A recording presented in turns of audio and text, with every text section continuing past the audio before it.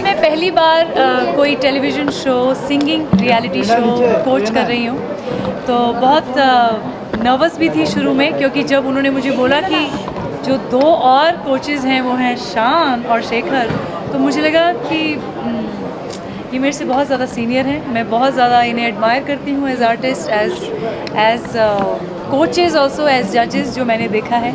But I think ऐसी opportunity मैं miss नहीं करना चाहती थी, क्योंकि कहीं ना कहीं it will be a great experience for me and it is so it's great. बहुत अच्छे टैलेंट को सुनने को मिल रहा है और शान और शेखर के साथ टाइम स्पेंड करने को मिल रहा है। हम लोग बहुत इन्जॉय कर रहे हैं एक्सपीरियंस बच्चों को, और बच्चों के साथ हम फ्रेंड्स बन गए हैं। 54 बच्चे हैं जो अब हमारी टीम्स में हैं, 18 उनको तैयार कर रहे हैं, उनके साथ टाइम स्पेंड कर रहे हैं, और वो पूरी इंडिया से हैं, अलग अलग स्टेट से हैं, अलग अलग सिटीज़ से हैं। उनकी अलग अलग सिंगिंग प्रेफरेंसेस हैं, उनकी तैयारी अलग है, तो हम लोग बहुत इन्जॉय कर रहे हैं उनको कोच करना। शुरू में लग रहा था कि इतने अच्छे टैलेंट है, जल्दी से इन्हें अपनी टीम में कर लेते हैं, या इनके लिए झगड़ पड़ रहे थे हम लोग। लेकिन जैसे जैसे और भी आवाज़ें आ रही थी तो लग रहा था ये तो उनसे भी बेटर है और भी बेहतर होते जा रहे हैं। तो वाकई ऐसा लग रहा है कि जब तक ये ब्लाइंड ऑडिशंस ख़त्म हो, ऐसा हो जाएगा कि बहुत सारी अच्छी आवाज़ें होंगी जो शायद हम उन्हें इसलिए ले नहीं पाएंगे क्योंकि हमें पता ही नहीं था कि स्टैंडर्ड इतना ऊंचा है, इतनी अच्छी आवाज़ें हैं। तो ये एक डर लग रहा है, और अब तो ऐसा लग रहा है कि वाकई एक साल में सारा टैलेंट जैसे कि एक ही शो में आ गया है, तो बहुत मज़ा आ रहा है। शो के लिए बहुत अच्छी बात है, हमारे लिए तकलीफ़ की बात है, लेकिन मुश्किल तो है। लेकिन इतना ज़बरदस्त टैलेंट जो आया है इस देश में, तो हुनर की कमी तो नहीं है। और जब साथ में जब ऐसे बच्चे जो 6 साल की उम्र से 14 साल की उम्र तक कमाल के बच्चे जो आए हैं, ऐसा मुश्किल हो गया है कि हमें डर लग रहा है कि आगे जाके फॉर्मेट के हिसाब से चले जाएंगे, और जब जाएंगे तब दिल टूट जाएगा। लेकिन ये फॉर्मेट है। लेकिन खुशी ये हो रही है कि वो ऐसे शो का हिस्सा बने। खुशी ये हो रही है कि हमें ये देखने का मौका मिला, हमको उनसे मिलने का मौका मिला। आई think that's one of the biggest opportunities for us कि एज अ कंपोज़र जब इन बच्चों को मैं सुनता हूँ तो मैं देख सकता हूँ कि पोटेंशियल कि आगे जाके कितने अच्छे सिंगर्स बनेंगे वो, और उनको गाइड करना है। मैं, नीति और शान बस यही कर रहे हैं, उनको कोच कर रहे हैं। जो हमें आता है वो उन तक लेके जाते हैं, उन्हें सिखाते हैं। और आप शो देखिए, आपको बहुत मज़ा आएगा।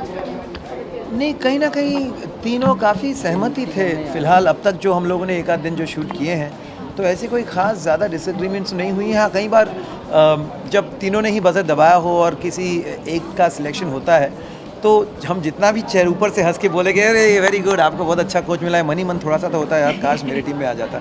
तो वो 1-2 सेकंड का एक हल्का सा मुझको तो होता, पता नहीं, एक फीलिंग तो आती है कि अच्छी आवाज़ हो तो आप चाहते हैं कि अपनी टीम में हो।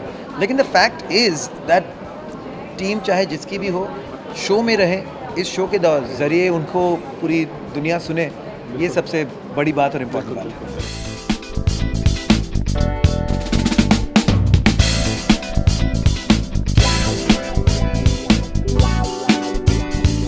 फिलहाल तो इमोशन ज़्यादातर पॉजिटिव और एक्साइटिंग इमोशन है। हाँ, एक आध आवाज़ें जो अच्छी हैं उन्हें हम अपनी टीम में या शो में ले नहीं पाए, ये तो इमोशनल है। लेकिन एक बार जो अब जुड़ गए हैं इनके साथ, अब जो इनसे अलग होने का जो एक दर्द हमें होगा, that is going to be the real emotional side to the whole thing. इतने सारे दिन शूट करके क्या होता है, एक बॉन्डिंग हो जाती है बच्चों के साथ, एक ऐसा रिलेशनशिप बन जाती है कि ऑफ कैमरा हो या ऑन कैमरा हो, एक हम कांटेक्ट में रहते हैं, हम एक दूसरे को गाइड करते हैं। मींस ऑब्वियसली स्पेशली हम जब तीनों डिसाइड करते हैं कि बच्चे के लिए क्या किया जाए, क्या अच्छा होना चाहिए, तो I think 3 of us decide on that कि बच्चे की तरक्की हो, एटलीस्ट सीखने में तरक्की हो।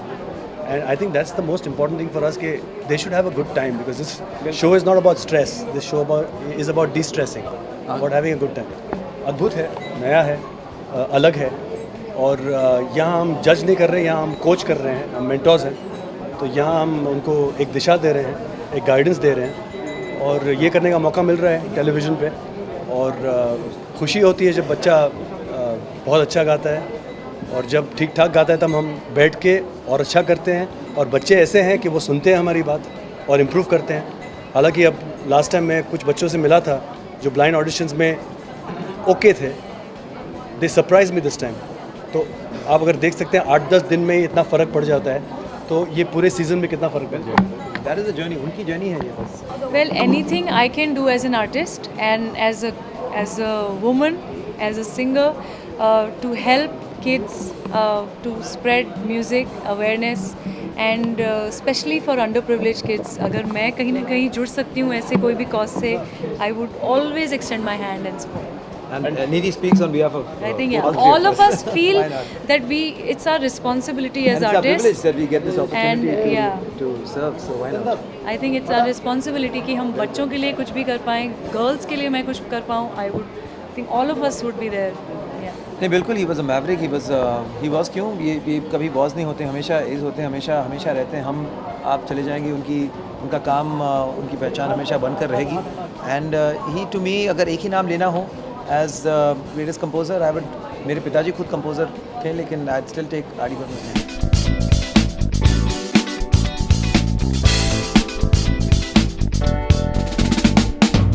उन पर बायोपिक हो तो एक्टिंग उनके लिए कौन करेगा? आई थिंक ये कास्टिंग पर छोड़ना चाहिए, और जो उनके तरफ कोई एक्टर हो ऑफ कोर्स, लेकिन जो उनसे उनकी चेहरा मिलता जुलता हो ना, उनको सिलेक्ट करें तो बेटर है। मुझे कई बार देखता हूँ बायोपिक्स जहाँ वो चेहरा बिल्कुल मिलता नहीं है, तो बहुत ऑड लगता है। So it doesn't matter that person is a superstar or not, that person should think कि हाँ आप वाकई आर डी बर्मन को देख रहे हैं, तो वो ज़रूरी है। बिल्कुल बननी चाहिए उनका जो संगीत है। और आज भी हर गाना, विशाल और शेखर का जो भी गाना हो, is all dedicated to Pancham दा। जो भी सीख मिली है उनकी म्यूज़िक की वजह से मिली है, और बहुत स्टडी किया है हमने पंचम दा का संगीत। आपने जंकार बीच की साउंड ट्रैक सुनी होगी, that was totally dedicated to Pancham da. और हमारे दोस्त थे सुजॉय घोष करके, उन्होंने तो मीन्स इंसाइक्लोपीडिया ऑफ पंचम दास म्यूज़िक, तो उनके द्वारा हम बहुत सारा म्यूज़िक सुने, उनका म्यूज़िक सुना है। बंगाली म्यूज़िक हो या उनका, I think every old Hindi film song we heard. और Pancham da is like a university, at the end of the day you are still learning, और अगली जनरेशन भी सीखेगी उनकी म्यूज़िक से। विशाल जी नज़र नहीं आ रहे, तो कहीं ना कहीं विशाल जी को मिस कर रहे हैं आप? हाँ बिल्कुल मिस कर रहा हूँ, भाई है वो मेरा, तो always I will always miss him wherever I go.